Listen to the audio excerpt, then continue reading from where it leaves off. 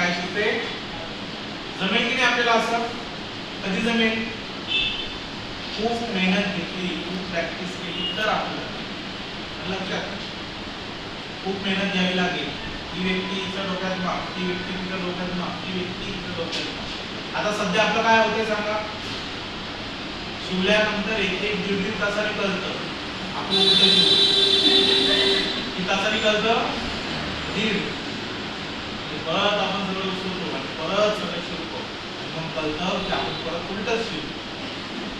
असं का होतं सांगा? होतं ना तुमचं दोघींचं तर नक्की आहे की नाही? कशामुळे होतं सांगा?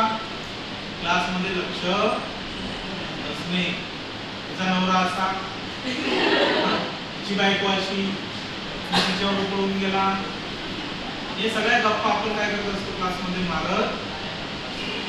त्यापेक्षा आपलं काम, आपण दिलेलं काय टार्गेट ते डोक्यात, त्याच्यावरती फोकस करा. गप्पा वेगळ्या, शिलाई वेगळी असं कधी जमणार.